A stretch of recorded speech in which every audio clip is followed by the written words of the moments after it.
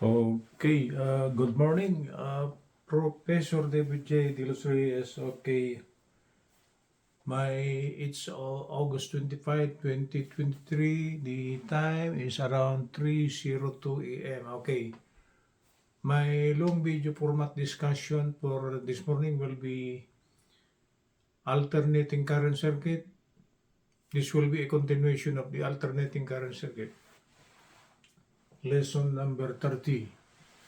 And we are now one of the most interesting, what they call this, topics under alternating current circuit. That is the so-called delta to Y transformation.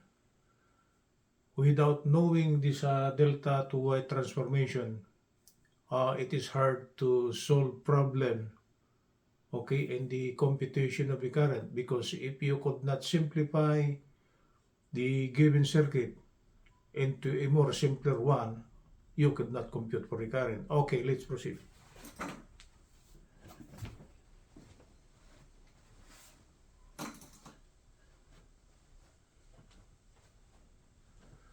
The subject matter for this morning will be alternating current circuit,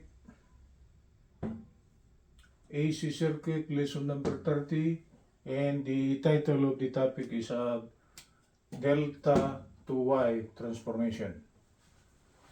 Okay, delta to Y. It's touch slope, and Y is letter Y. Okay. There are circuits in which if we transform a delta connection to a Y connection, it will make the computation simpler. And there are also problems in which a Y connection, if we convert it to a delta connection, the solution will be simpler. So it depends on the, what you call this, condition of the problem. But for tonight, we will be discussing the delta to Y transformation. The given connection of the impedances will be delta, okay, and for us to have a simpler solution on what is being asked, we will convert it to a Y connected impedance or impedances. Okay, let's try to bring out the figure. The figure will be something like this. Okay, the delta connected impedances are Z1, Z3, and Z2. So actually we are given 3 terminal points on the circuit. Okay. So this should be a line, maybe. There should be a line. And there should be another line. So actually, there could be 3 lines connected to the given delta connection, right? 3 lines. Line number 1, line number 2, and line number 3. So if there are 3 lines, okay, we call it the so-called 3-phase system already. 3-phase. The utility lines coming to our houses are actually just 2 lines. It is just the live and the neutral. But for 3-phase lines, okay, to what do you call this, to give utility companies what do you call this, not so much wastage on the transmission lines, they make it 3 lines. Okay, so it should be line 1, line 2, and line number 3. Okay, let's forget the 3 lines for the meantime. We will just discuss the connection of the impedances within the 3 lines, okay? So if what is given is the delta connection, for us to make the solution simpler, we will convert it to a Y connection. I will show you later on why it is much simpler to convert that delta to Y. In my next discussion, I will discuss that one. Okay, the equivalent Y connection, Y connected. So this should be the neutral. For a Y connection, there should be a neutral point at the center, and it is designated by capital letter N. Okay? So if we try to convert C1, C3, and C2 to a Y-connected impedances, okay, the one written in brown is actually the impedances in Y, right? So it is designated, the designation will be different. Z sub A, C sub B, and C sub C. Okay? That's why I place it here. Z1, C2, and C3 are the impedances which are connected in delta. Right? And if we try to compute for the equivalent Y circuit of this delta connected impedances, okay, the designation will be C sub A, C sub B, and C sub C. Am I still on the camera? Okay. So C sub A, B, and C are the equivalent impedances connected in Y connection. Okay, we will try to convert this delta to a Y connection. So meaning to say, after the transformation, okay, after the transformation, this delta is gone. Okay? It's gone. We take their equivalence in terms of Y. Okay? So by using a certain formula, we are given C1, C2, and C3. We can compute for the value of CA, CB, and CC as a Y-connected impedances. It is now letter Y. Okay? So if you try to look at it, it is much simpler, right? It is much simpler. We remove the delta, we take its equivalent into Y, okay, we erase the delta, so this is the outcome. Okay, so that delta is gone. What comes out is Y-connected impedances, but it should be the equivalent because there is a formula on how to compute for the equivalent. So I will now try to bring out the formula on how to bring out the Y-connected impedances equivalent values. Okay? In general, impedance with the subscript Y, meaning the impedance in Y, okay? It will be the product of adjacent impedances over sum of impedances in delta. I think CA is C1, C2. This was C1 a while ago. This is C2. And this is C3, right? The one in delta. The one we erase, okay. It is something like this. The impedance in Y, in general, should be the product of adjacent impedances in delta, in the delta connection, plus the sum of the impedances in delta. So if we try to compute for C sub A, okay, according to the given general rule, it should be the product of the adjacent impedances in delta, that is C1 and C2. The impedances adjacent to C sub A is actually Z1 and C2. So the numerator of C sub A will be the product C1, C2. Right? All over the summation, C1, C2, and C3. See? Adjacent. Meaning adjacent, C sub A, the adjacent impedances that was connected in deltas are actually Z1 and Z2, right? They are adjacent to C sub A. And if we try to compute for C sub B, the adjacent impedances, okay, with regards or considering C sub B, it should be C1 and C3. So this is C1 and C3 all over the summation. All over the summation, C1, C2, and C3. And if we try to compute for the equivalent impedance in Y for C sub C, okay, it should be the adjacent impedances in delta, which is C3 and C2. So this is C2 and C3. Oh, we can interchange, right? Distributive law. C2, C3. All over the sum, C1, C2 plus C3. Okay? That's it. So by using these formulas here, these formulas will not change. We might have been gone in this world, but this formula will not change. So for the transformation delta to y, okay, try to memorize these formulas. It's easy. The denominator is the summation of the impedances in delta, and the numerator for the individual branch is actually the adjacent, okay, impedances.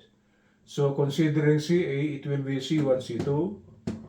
Considering CB, it should be C1, C3, this C1, C3. And considering Z sub Z, it should be C2 and C3. Okay?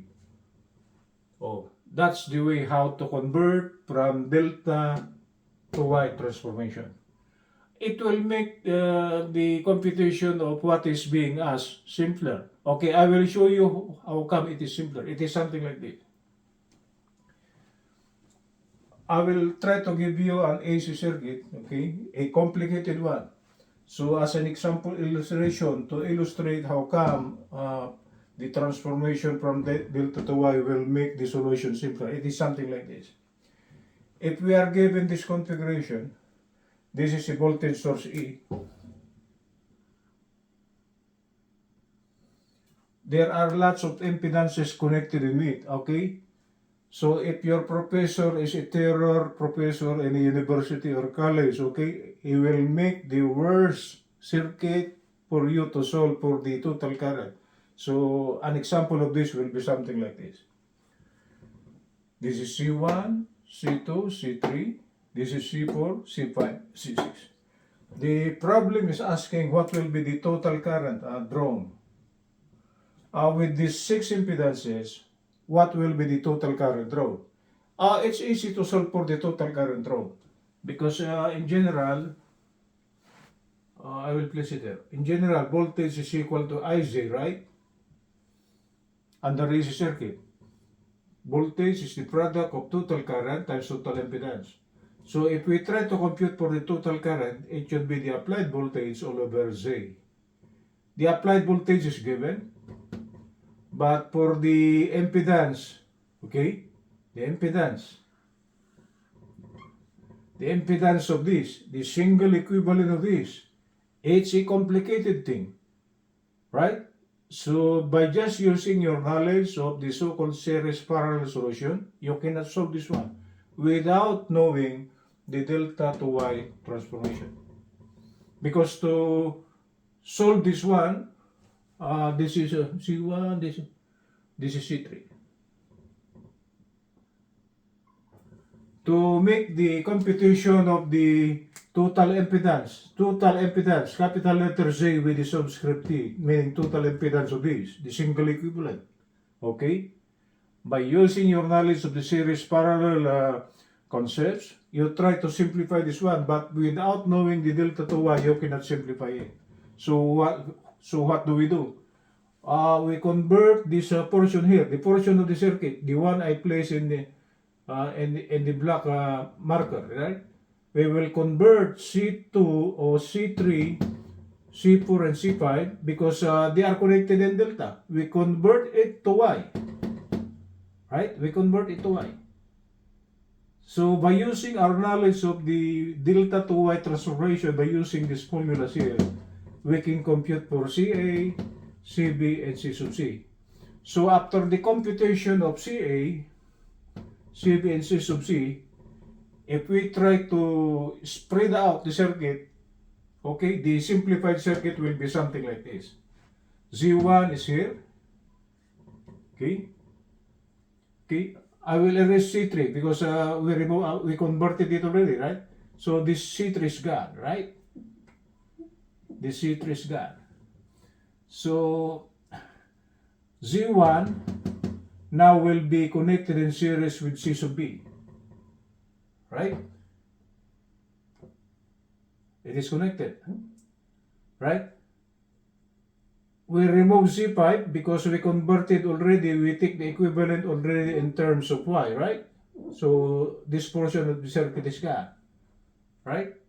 So Z1 and CB are in series. This is the neutral point, right? And connected to the neutral point is C sub A, okay? In series with it is C sub 2, right? This one. Then we remove this one again. because we take the equivalent of this already in Y. Okay? So actually, Z1 and CB are in series, C2 and CE are in series, right? And C sub C and C sub 6 are in series.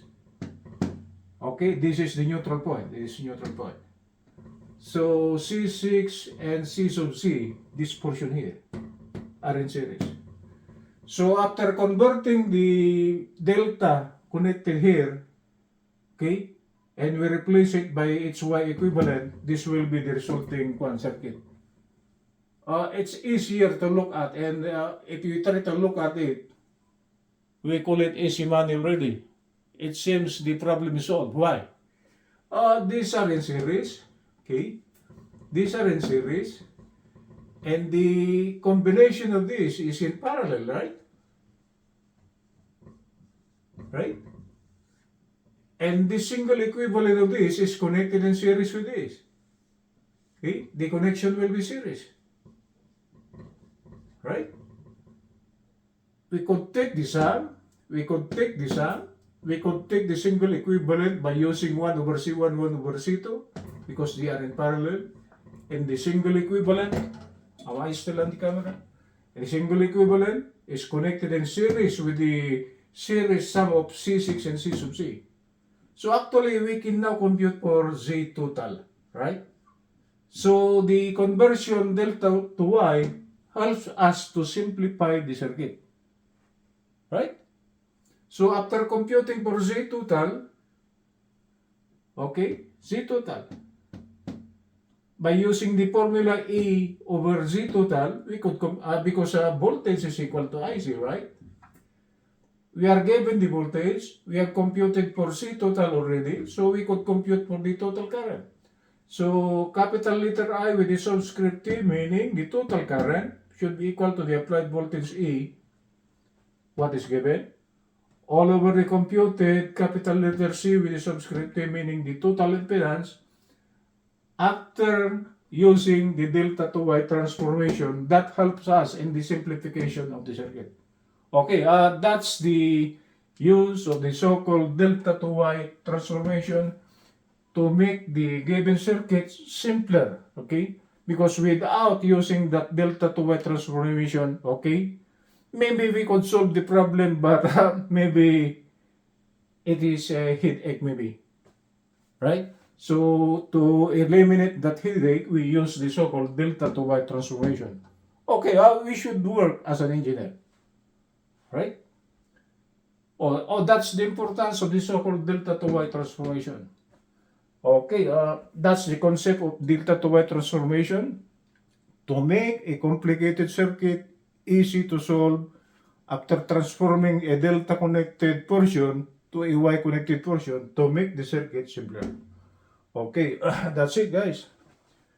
The next time around, I will be giving you an example problem on the computation of this one by the application of delta to Y transformation by giving you a complicated circuit, okay, and by using the delta to Y transformation, okay, we will make the solution simpler. Okay, that's it, guys. So for those of you who are taking up electrical engineering, if you want to subscribe to my channel is at youtube.com/@ProfDavidJDelosReyes. If you want to share it, please click share. This is one of the most interesting topics under alternating current circuit, the delta to Y transformation. Okay. Good morning from Los Angeles, Professor David J. DelosReyes.